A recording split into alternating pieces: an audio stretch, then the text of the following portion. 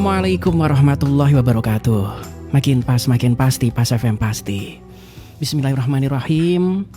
Pertama-tama segala puja dan pujian adalah milik Allah Subhanahu wa Ta'ala, dan bersyukur karena dalam kesempatan pagi ini kita masih diberikan nikmat hidayah, masih diberikan kesehatan insya Allah, sehingga kita bisa bersua kembali mengikuti kajian pagi ini, Ruang Muslimah, hasil kerjasama Radio Pas FM Pati bersama JP3M Mitra Pas. Tak lupa juga sholawat ma'asalam kepada junjungan kita Nabi Allah Muhammad Sallallahu Alaihi Wasallam, yang kita nantikan syafaatnya di hari kiamat nanti. Baik Mitra Pas FM yang dirahmati Allah, senang rasanya pagi ini saya Rifanili bisa hadir kembali dalam program Ruang Muslimah, dan topik kita cukup menarik pagi ini tentang tema kemuliaan bulan Rajab.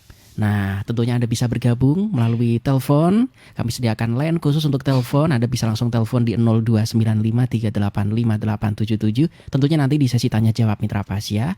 Kemudian untuk WhatsApp bisa Anda kirim ke 085277999101.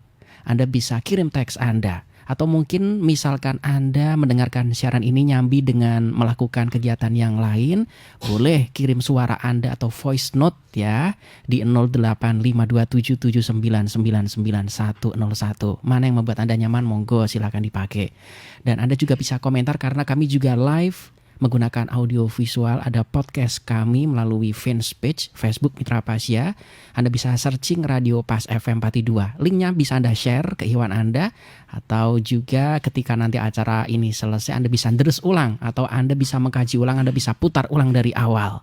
Dan hadir di studio 1 Radio Pas FM Pati narasumber kita untuk memberikan pencerahan. Beliau adalah Ibu Nyai Hajah Siti Marfuah dari Pondok Pesantren Raudhatul Ulum Guyangan Trangkil Pati. Assalamualaikum warahmatullahi wabarakatuh Ibu Nyai. Waalaikumsalam warahmatullahi wabarakatuh. Mas sinten? Ari. Mas Ari. Nggih, monggo Nyai. Punya. Assalamualaikum warahmatullahi wabarakatuh. Alhamdulillah, alhamdulillahilladzi arsala rasulahu bil huda wa dinil haqqi liyudhhirahu 'alad dini kullih. Arsalahu basyiran wa nadhiran wa da'iyan illallah biidnihi sirajan wa munira. Wassalatu wassalamu 'alan nabiyil mustafa Muhammadin sallallahu alaihi wasallama tasliman katsira. Qala Allahu ta'ala fil Qur'anil Karim, a'udzu billahi minasyaitonir rajim. Bismillahirrahmanirrahim. Subhanalladzi asra bi 'abdihi lailam minal masjidil harami ilal masjidil aqsal ladzi barakna haulahu linuriyahu min ayatina innahu huwas samiul basir. Amma ba'd. Al-Mukarramun, para alim ulama, para pendengar Radio Pas FM dimanapun Anda berada yang kami hormati, alhamdulillah wa syukurillah, Allah mengkaruniai kita masih bisa bertemu kembali dengan Siti Marfuah dalam acara Ruang Muslimah dari JP3M Kabupaten Pati. Semoga Allah berikan kesehatan, kelancaran, kemudahan kepada para pendengar setia Radio Pas FM Pati. Berkah rizkinya, berkah keluarga panjenengan, berkah umur panjenengan, berkah putra-putri panjenengan, berkah harta benda panjenengan. Mugia selamat dunya lan akhirat. Amin Allahumma amin. Shallu ala Nabi Muhammad. Wahai para pendengar Radio Pas FM Pati, mari kita dengar acara hari ini di Ruang Muslimah bersama JP3M Pati. Semoga barokah untuk kita nanti. Bulan Rajabiah memperingati Isra Mi'raj, Mari tingkatkanlah dengan pedoman fastabiqul khairat. Oleh Nabi melakukan sholat 5 kali. Shallu ala Nabi Muhammad. Sholawat ma'assalam semoga tercurahkan keharibaan beliau baginda Nabi Agung Muhammad Sallallahu Alaihi Wasallam. Semoga kita semua mendapatkan syafa'atul udmah fi yaumil qiyamah. Amin Allahumma amin. Pada pagi hari ini kami akan mengambil tema yaitu kemuliaan bulan Rajab. Rajab itu terdapat 3 huruf yaitu ra menunjukkan rahmat Allah, jim menunjukkan jarem atau dosa hamba, dan ba menunjukkan kebajikan Allah. Seakan-akan Allah itu berfirman, "Hai hambaku, aku jadikan dosa dan kesalahanmu berada di antara rahmat dan kebajikanku, maka tidak lagi tersisa sebuah dosa." Rajab adalah salah satu bulan yang istimewa dalam Islam. Di bulan ini terdapat banyak keberkahan dan keutamaan sehingga dapat diisi dengan melakukan berbagai amal soleh. Di antara keutamaan bulan Rajab, yang pertama adalah bulan Rajab disebut bulan Ashurul Hurum. Dalam Islam ada 4 bulan yang mulia, salah satunya bulan Rajab. Allah berfirman dalam Quran surat At-Taubah ayat 9, Bismillahirrahmanirrahim. Inna iddata syuhuri indallahi isna asyara syahran fi kitabillahi yauma khalaqas samawati wal arda minha arba'atun hurum. Sesungguhnya jumlah bulan menurut Allah ialah 12, sebagaimana dalam ketetapan Allah pada waktu Dia menciptakan langit dan bumi, di antaranya ada 4 bulan haram. Disebut bulan haram karena pada bulan tersebut terdapat larangan untuk berperang, yaitu bulan Rajab, Dzulqa'dah, Dzulhijjah, dan bulan Muharram. Yang kedua, bulan Rajab disebut juga bulan asem, berarti tuli. Disebut demikian karena bulan Rajab itu di masa jahiliyah saat itu tidak terjadi atau tidak terdengar satupun peperangan. Serta kita tahu orang-orang jahiliyah itu suka berperang, dan ketika masuk bulan Rajab mereka menghentikan seluruh peperangan yang dalam konteks sekarang ini kita katakan sebagai genjatan senjata. Dalam penghentian perang inilah yang kemudian tidak terdengar peperangan sehingga disebut bulan tuli, bulan asem. Dalam riwayat lain juga disebutkan bahwa setelah bulan Rajab berlalu, naiklah dia ke langit. Berfirmanlah Allah Subhanahu wa ta'ala kepadanya, "Hai bulanku, apakah mereka mencintaimu dan mengagungkanmu?" Bulan Rajab diam dan tidak berkata sepatah kata pun. Sampai 3 kali barulah dia menjawab, "Ya Tuhanku, Engkau Tuhan yang menutup celah. Engkau perintahkan makhlukmu agar menyembunyikan celah-celah orang lain. Rasulmu memberikan nama kepadaku Asem yang tuli. Karena itu aku hanya mendengar taat mereka dan tidak mendengar maksiat mereka." Kemudian Allah berfirman, "Engkau adalah bulanku yang cacat lagi tuli, sedang hamba-hambaku pun cacat. Aku menerima mereka dalam keadaan cacat mereka karena kehormatanmu, sebagaimana aku menerimamu walaupun engkau cacat. Aku mengampuni mereka dengan penyesalan sekali di dalammu dan tidak menulis maksiat bagi mereka di dalammu." Disebutkan pula bahwa dinamakan asem karena para malaikat pencatat amal yang mulia selalu menulis kebaikan maupun kejahatan di dalam semua bulan. Tetapi di bulan Rajab ini mereka hanya menulis kebaikan dan tidak menulis kejahatan. Kemudian amalan-amalan bulan Rajabiyah, yakni Rasulullah bersabda, Inna Rajaba syahrullahi wa sa'bana syahri wa ramadana syahru ummati. Sesungguhnya bulan Rajab itu adalah bulan Allah, bulan Sa'ban itu bulanku yaitu Nabi Muhammad, dan bulan Ramadan adalah bulan umatku. Mengingat banyaknya keistimewaan dan keutamaan bulan Rajab, sebaiknya kita mengisinya dengan ibadah dan berbagai amalan yang mendatangkan pahala. Bulan Rajab itu memang suatu bulan yang sangat mulia. Apabila kita katakan bulan Rajab itu adalah menanam sebuah pohon. Jadi bulan Rajab itu menanam sebuah pohon. Kemudian bulan Sa'ban itu kita beri pupuk, dan bulan Ramadan itu kita menuai atau panen. Maka barang siapa yang bisa mengamalkan, beramal soleh, meningkatkan ibadahnya di bulan Rajab, insya Allah kita akan bisa melakukan ibadah dengan baik di bulan Sa'ban.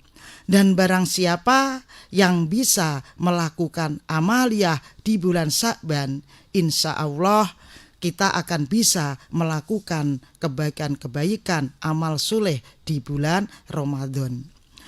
Allah akan melipat gandakan pahalanya ibadah atau melakukan kebaikan di bulan haram, yaitu bulan Rajab, Dzulqa'dah, Dzulhijjah, dan Muharram. Jadi sebaliknya, apabila kita melakukan kejahatan di bulan haram, maka kita juga akan lebih besar dosanya. Sebagaimana penjelasan Imam Al-Baghawi dalam kitab tafsirnya, yang artinya amal solih lebih agung, lebih besar pahalanya di dalam bulan-bulan haram, yaitu Dzulqa'dah, Dzulhijjah, Muharram, dan Rajab. Sedangkan zalim atau berbuat aniaya di bulan haram tersebut juga lebih besar dari zalim di dalam bulan-bulan selainnya. Jadi ketika kita melakukan suatu kebaikan di bulan Rajabiyah, Allah akan melipat gandakan pahala panjenengan. Namun ketika kita melakukan kemaksiatan atau berbuat dosa di bulan Rajabiyah, maka juga akan ditingkatkan dosa tersebut. Kalau bulan Rajabiyah itu adalah tingkatnya 70 derajat. Nanti dengan adanya bulan Rajabiyah itu yang kita bisa melakukan amal soleh, insya Allah Allah mempermudah di bulan Sa'ban. Karena bulan Rajab itu sebagai penghantar, sebagai pintu gerbang menuju bulan Sa'ban dan menuju bulan Ramadan. Kemudian dari setiap bulannya, yaitu ketika tidak bulan haram seperti Rajab, Dzulqa'dah, Dzulhijjah, Muharram, maka amal kita hanya mendapatkan balasan 10 derajat. Man jaa bil hasanati falahu asru amsaliha. Jadi barang siapa yang melakukan kebajikan mendapatkan 10 kebajikan. Tetapi di bulan Rajabiyah panjenengan akan ditingkatkan amalnya, ditingkatkan pahalanya bisa 70 derajat. Di bulan Rajabiyah ini hendaklah kita selalu zikrullah, membaca zikir, membaca istighfar, karena bulan Rajab itu bisa dikatakan bulan istighfar. Kita hendaklah selalu untuk berzikir di bulan Rajab, yaitu Allahumma barik lana fi rojaba wa sa'bana wa balikna ramadhana ikfir lana dunubana. Allahumma barik lana fi rojaba wa sa'bana wa balikna ramadhana hasil maqasidana. Jadi di bulan Rajab kita memperbanyak doa tersebut supaya Allah memberkahi kita di bulan Rajab, memberkahi kita di bulan Sa'ban, kemudian sampai kepada bulan Ramadan. Semoga kita semua bisa menemui bulan Ramadan kelak, karena bulan Ramadan itu adalah bulan yang sangat mulia untuk kita semua umat Islam. Kemudian di bulan Rajab kita hendaklah memperbanyak istighfar. Kita taubat kepada Allah segala dosa-dosa yang telah kita lakukan. Perbanyaklah membaca Rabbighfirli warhamni wa tub alayya. Rabbighfirli warhamni wa tub alayya. Kita baca setelah sholat maghrib dan setelah sholat subuh, atau panjenengan kepengin selalu membaca juga akan lebih baik. Kemudian jangan lupa untuk membaca Sayyidul Istighfar. Jadi meskipun tidak bulan Rajab, hendaklah Sayyidul Istighfar ini selalu kita baca setiap hari di bulan, setiap bulannya, setiap harinya ini ya, baik itu bulan haram maupun tidak. Karena Sayyidul Istighfar ini luar biasa fadilahnya. Allahumma anta rabbi la ilaha illa anta khalaqtani wa ana abduka wa ana ala ahtika wa wa'dika mastata'tu a'udzu bika min syarri ma sonatu abu ulaka binikmatika alayya wa abu bidambi faghfirli fa innahu la yaghfiru dzunuba illa anta. Jadi para pendengar, apabila kita di bulan Rajabiyah ini selalu mendekatkan diri kepada Allah, amalan-amalan yang selalu kita lakukan, membaca Al-Quran, membaca sholawat Nabi, membaca tasbih, tahmid, tahlil dan sebagainya, mari selalu kita tingkatkan supaya pada bulan Sa'ban ini nanti panjenengan bisa melakukannya dengan mudah, dengan ringan, karena Allah memberikan kita semangat, karena di bulan Rajabiyah sudah selalu kita lakukan. Kemudian pada bulan Rajabiyah ada peristiwa, yaitu peringatan Isra Mi'raj. Peristiwa Isra Mi'raj Nabi Muhammad. Bismillahirrahmanirrahim. Subhanalladzi asra bi abdihi lailam minal masjidil harami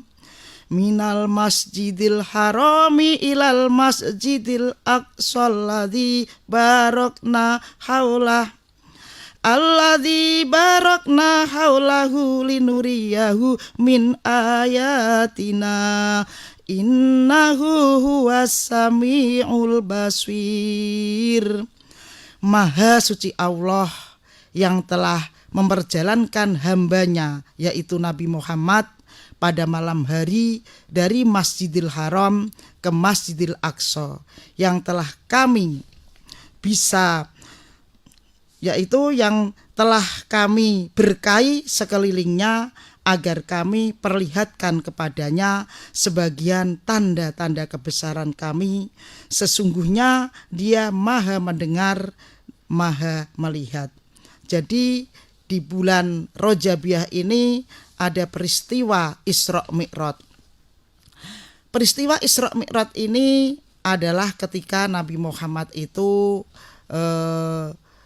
Kanjeng Nabi Muhammad mengalami berkabung nggih, mengalami kesedihan karena ditinggal beliau paman yang tercinta Abu Thalib, kemudian ditinggal istri tercinta Siti Khadijah. Jadi Nabi Muhammad sangat sedih ketika ditinggalkan mereka berdua, karena mereka berdua itu sebagai pendorong semangat dan sebagai pembela saat Nabi Muhammad memperjuangkan Islam di Arab itu.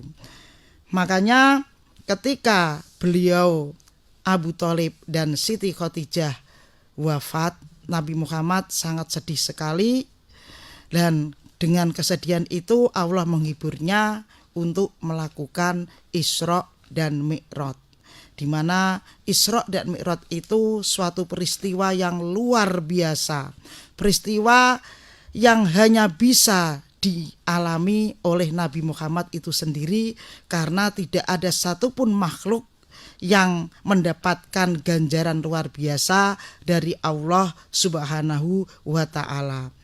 Alhamdulillah, dalam peristiwa Isra Mi'raj itu Kanjeng Nabi Muhammad mendapatkan inggih menika perintah salat 5 waktu.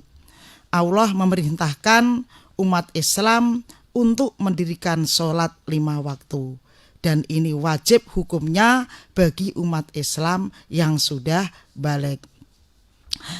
Imam Ghazali mengatakan dalam Ihya Ulumuddin, salat menjadi perkara yang pertama dilihat di hari akhir.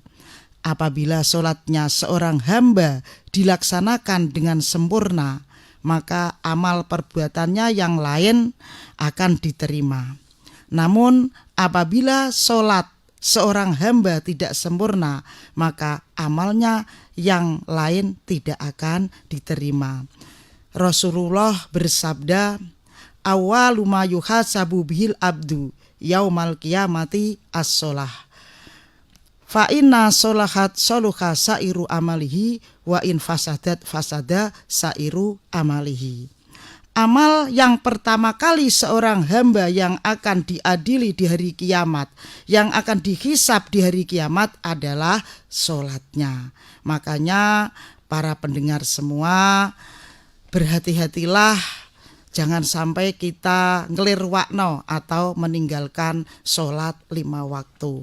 Karena sholat 5 waktu ini sebagai tonggak ukur bahwa amalan panjenengan semuanya akan diterima oleh Allah.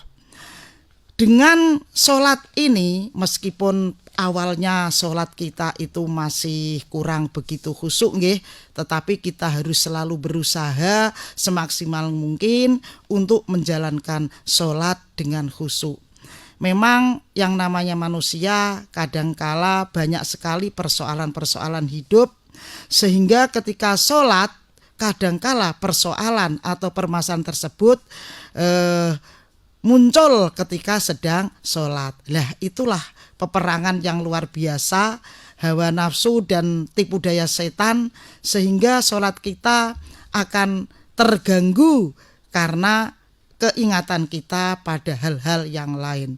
Baru Allahu Akbar, loh duitku mang nek endi, ketok emang tak dire nek nggone dipet kok. Akhirnya ketika Allahu Akbar yang diingat duite nek nggone dipet. Maka sewaktu panjenengan sholat teringat akan dompet yang dipet tadi, maka sholat panjenengan otomatis akan rancu. Yang diingat seakan-akan itu dompet terus. Nah, inilah yang menyebabkan sholat panjenengan menjadi terganggu karena adanya dompet tadi. Lah, itu suatu perkara yang dikatakan saat kita sholat itu memang kadang orang menyebut halah sholat, tetapi apabila kita mau mencermati dalam sholat itu banyak sekali juga kesulitan karena kekhusyukan seseorang itu juga akan berbeda. Kadang kita sholat sudah Allahu Akbar masih tetap kita itu khusyuk, namun kadangkala di rakaat kedua atau yang lain teringat, loh aku mah ndak janji karo kancaku. Akhirnya yang sholatnya itu dilakukan secara hati-hati, makanya terus ketika ingat janjinya dengan teman yang harus segera untuk menemuinya terganggu juga. Inilah problematika kita dalam melakukan sholat. Maka kita hendaklah berhati-hati saat Allahu Akbar kita berniat kepada Allah untuk sholat subuh, sholat duhur, sholat asar, maghrib dan isya. Ini kita lakukan sebaik-baiknya. Apapun persoalan yang menyangkut hal-hal duniawi kita buang dan kita menghadap kepada Allah. Insya Allah ketika kita sholat dengan khusyuk, dengan mengingat hanya kepada Allah, sholat kita juga akan nyaman, juga enak. Karena saat kita sholat itu kita komunikasi dengan Allah. Kita komunikasi, apapun beban yang kita lakukan itu insya Allah akan menjadi ringan setelah kita curhat kepada Allah. Nah, dalam doa kita setelah selesai sholat 5 waktu. Jadi sholat itu penting, bukan yang penting sholat. Hidup itu antara adzan dan sholat. Lahir diadzankan, mati disolatkan. Lahir ditolong orang, mati digotong orang. Dan sholatmu akan membantu setelah kematianmu. Sholat itu penting, bukan yang penting sholat. Sholatlah di belakang imam sebelum kita disolatkan di depan imam. Jadi sholat itu merupakan kewajiban, tetapi kalau kita melakukan dengan hati yang senang, maka sholat itu akan menjadi kebutuhan kita, bukan suatu beban yang berat, tetapi karena memang kita itu butuh Allah, maka komunikasi kita dengan Allah. Saat kita sholat, ya Allah luar biasa, apapun yang kita terima, umpama kita itu selalu qanaah atau kita selalu bersyukur kepada Allah, luar biasa nikmatnya, sehingga sholat kita akan khusyuk, kemudian bisa jadi bercucuran air mata dikarenakan seorang hamba atau kita ini kecil di hadapan Allah. Allah begitu maha besar, maha agung, sehingga apa yang diberikan oleh Allah untuk kita luar biasa nikmatnya. Dan sholat itu merupakan sebagai tonggak ukur amalan-amalan yang lain. Maksudnya di sini adalah sholat itu adalah sebagai amal utama yang mana apabila kita sholat dengan baik dan sempurna, insya Allah sedekah kita, ngaji kita, amalan-amalan kita yang lain akan diterima oleh Allah. Mengerjakan sholat itu ibarat kamu mengetuk pintu Allah. Dan siapapun yang mengetuk pintu Allah, maka Allah akan membukakan pintu itu. Jadi kita itu orang yang lemah, kita itu orang dhaif, di mana apa yang kita terima itu semua adalah dari Allah. Jangan karena kesombongan kita, wih saiki ini kowe sugih, ya lah sugih wong aku kerja lah. Ini kata-kata ini kan seakan-akan menyepelekan bahwa kekayaan itu tidak ada campur tangan dengan Allah. Tetapi kalau kita alhamdulillah semua itu dari Allah.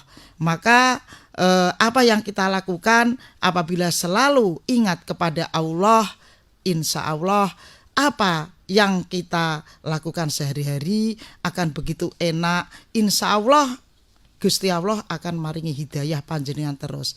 Semoga kita semua akan selalu mendapatkan hidayah dari Allah dan kita bisa mengerjakan segala amal soleh ini dengan dibimbing oleh Allah, diberikan kemudahan, diberikan kelancaran. Amin Allahumma amin. Baik.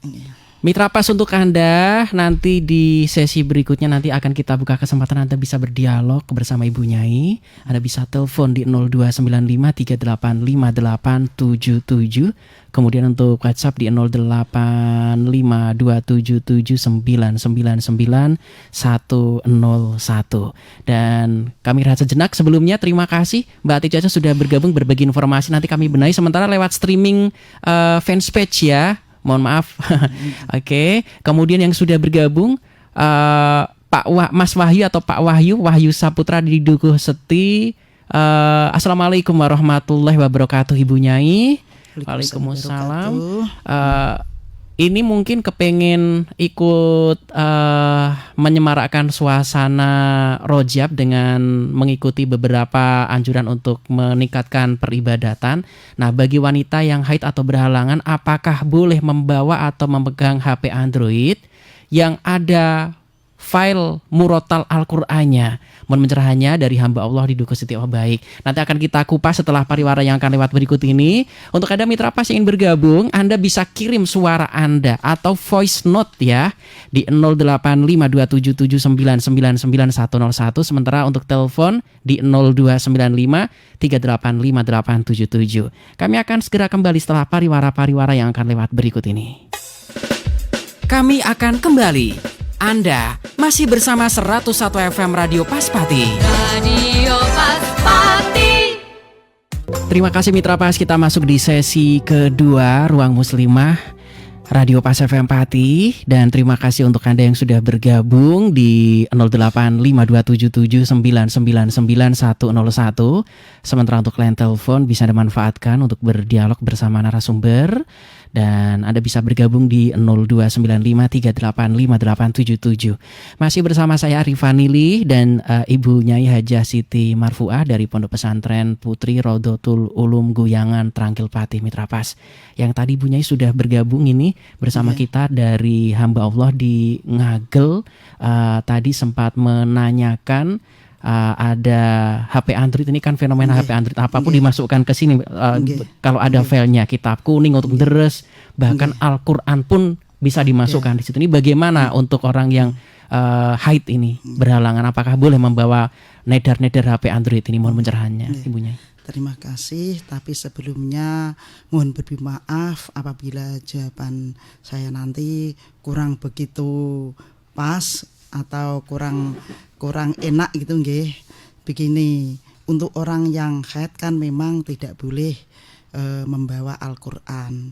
Tetapi kita juga harus ingat di HP ini kan memang banyak sekali aplikasi-aplikasi. Tidak hanya aplikasi Al-Qur'an. HP ini memiliki aplikasi Al-Qur'an atau berupa soft file. Nah, jadi tidak dihukumi seperti mushaf Al-Qur'an karena berbagai macam aplikasi di situ banyak sekali.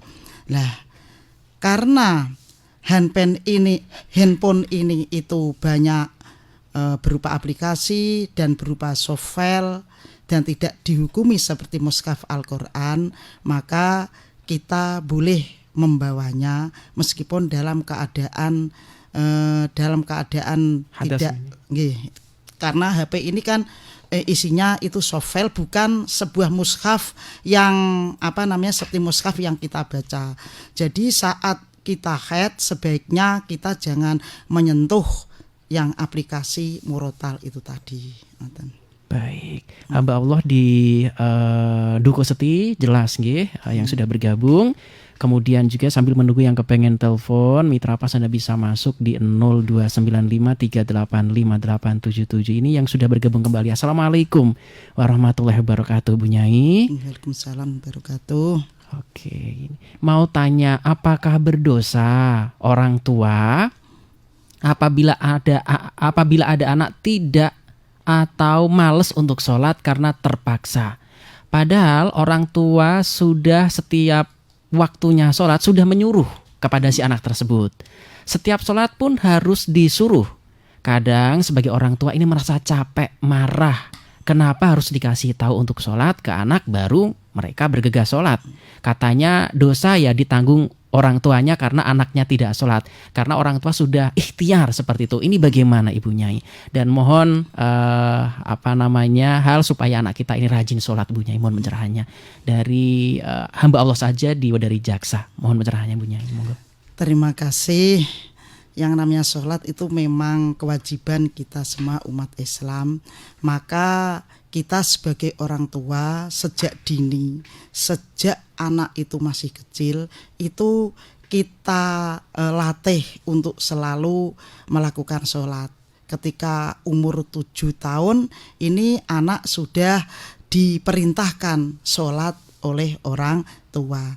Nah, tinggal nanti perkembangan selanjutnya, anak ini selalu rutinkah atau tidak, itu juga harus dari orang tua, awasan orang tua. Kalau mulai dari kecil umur 7 tahun untuk perempuan gitu ya, itu sudah dilatih untuk melakukan sholat.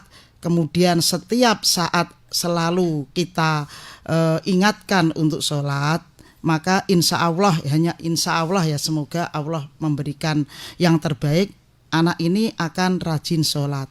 Tetapi kalau anak ini sudah balik, orang tua sudah selalu mengingatkan, maka dosa yang disandang anak ini, karena sudah balik ya beda dengan belum balik. Kalau belum balik, tanggung jawab masih kepada orang tua.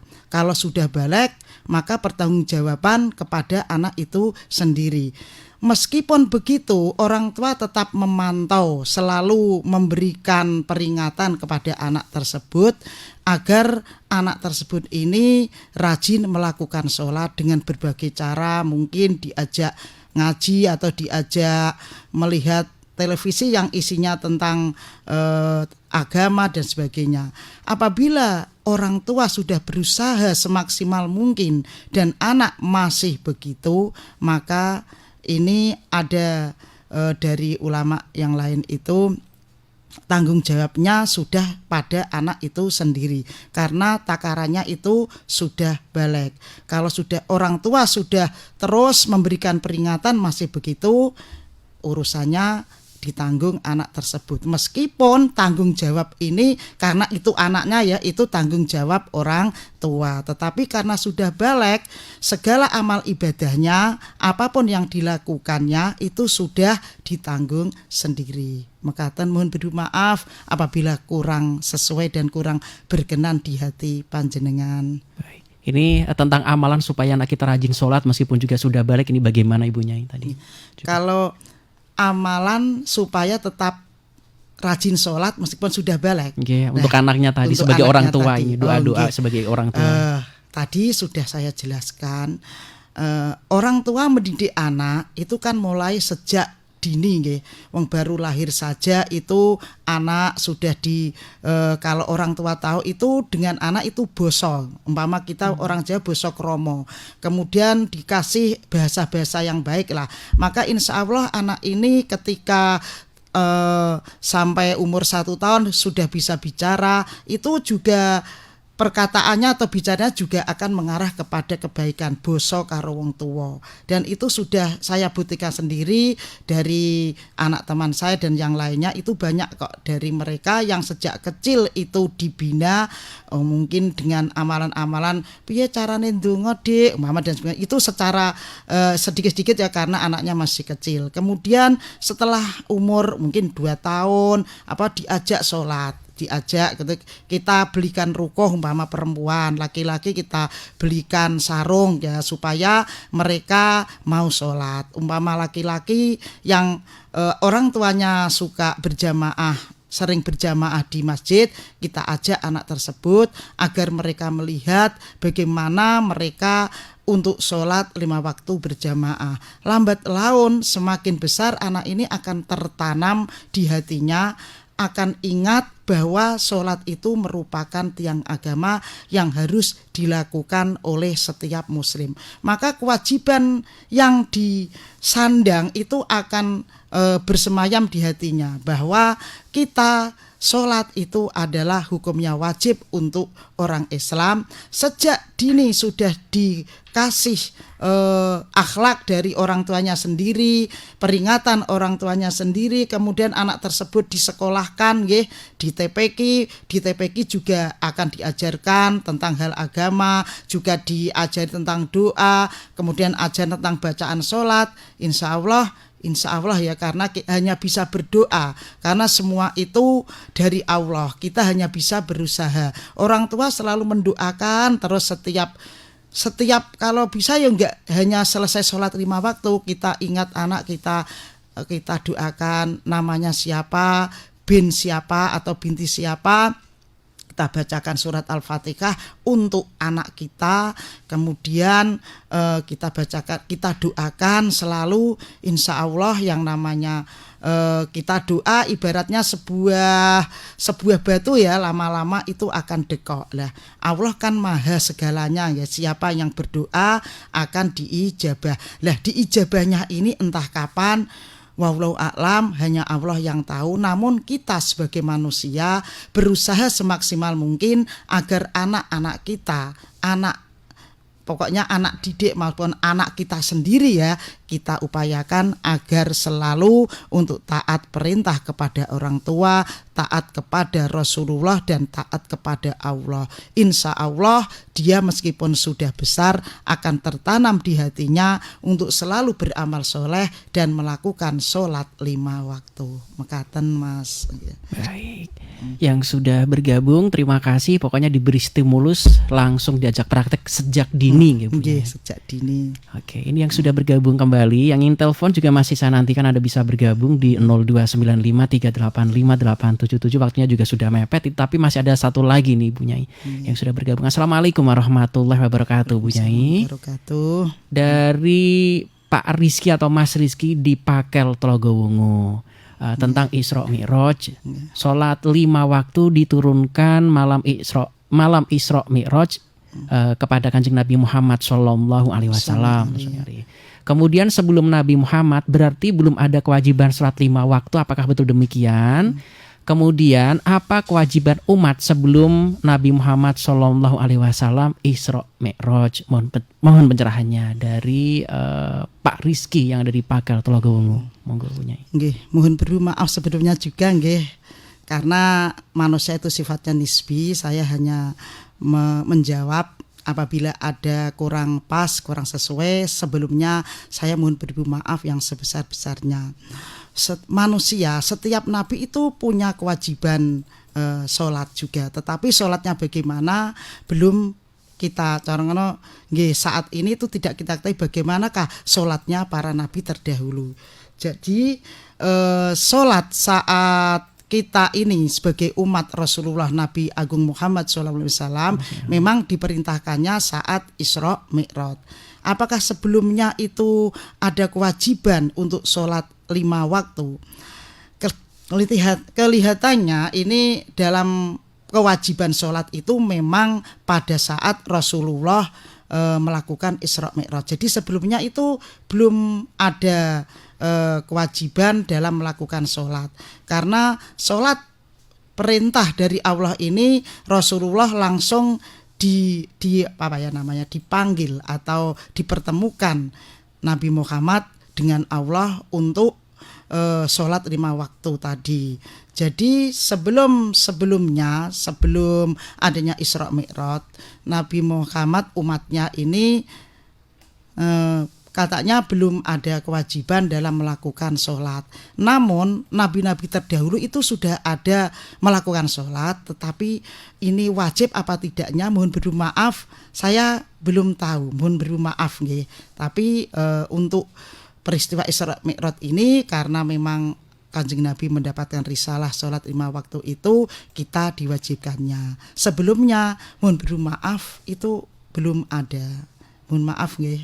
Baik. Nggih. Ibu Nyai, kita sudah di penghujung acara. Sebelum kita closing, mohon doanya Bu Nyai, monggo. Kesimpulan nggih. Kesimpulan boleh, monggo. Para pendengar yang kami hormati dimanapun Anda berada. Jadi pada bulan Rajab ini adalah bulan yang mulia di mana kita melakukan amal soleh di bulan Rajab ini. Semoga Allah meningkatkan amaliyah kita. Ora rasa-rasa istilahnya. Rajab adalah bulan yang mulia. Mari kita isi dengan amal soleh, beribadah kepada Allah dengan memperbanyak zikir, membaca tasbih, beristighfar, bersolawat dan sebagainya. Dan Rajab adalah peristiwa Isra Mi'raj di mana Nabi Muhammad itu mendapatkan perintah melakukan sholat 5 waktu. Dan semoga Allah selalu memberikan kita hidayah, memberikan kita kemudahan, kelancaran untuk melakukan amal soleh dan bisa bertemu bulan Ramadan besok. Amin Allahumma amin. Demikian, sekali lagi mohon beribu maaf yang sebesar-besarnya karena keterbatasan kami. Kami sudah berusaha semaksimal mungkin. Apabila ada dari kata-kata saya atau apa yang saya sampaikan kurang berkenan di para pendengar semua, kami pribadi mohon beribu maaf yang sebesar-besarnya. Akhirul kalam, ihdinas siratal mustaqim, wallahul muwafiq ila aqwamit thoriq. Assalamualaikum warahmatullahi wabarakatuh. Waalaikumsalam warahmatullahi wabarakatuh. Baik Mitra Pas, nantikan kembali program Ruang Muslimah di 101 FM Radio Pas Pati, saluran informasi warga Pati. Insya Allah selalu bisa Anda simak Mitra Pas dari jam 9 sampai jam 10 setiap hari Jumat ya. Kerjasama Radio Pas FM Pati dengan JP3M. Matur suwun untuk kebersamaan Anda. Mohon maaf apabila ada hal yang kurang berkenan karena kesempurnaan mutlak hanyalah milik Allah Subhanahu wa taala. Kekurangan, kehilafan datangnya dari kami sebagai makhluk yang memang diciptakan serba kurang. Saya Arifanili beserta kerabat kerja Radio Pas FM Pati pamit undur diri. Matur suwun, informasi Pas FM pasti. Wassalamualaikum warahmatullahi wabarakatuh.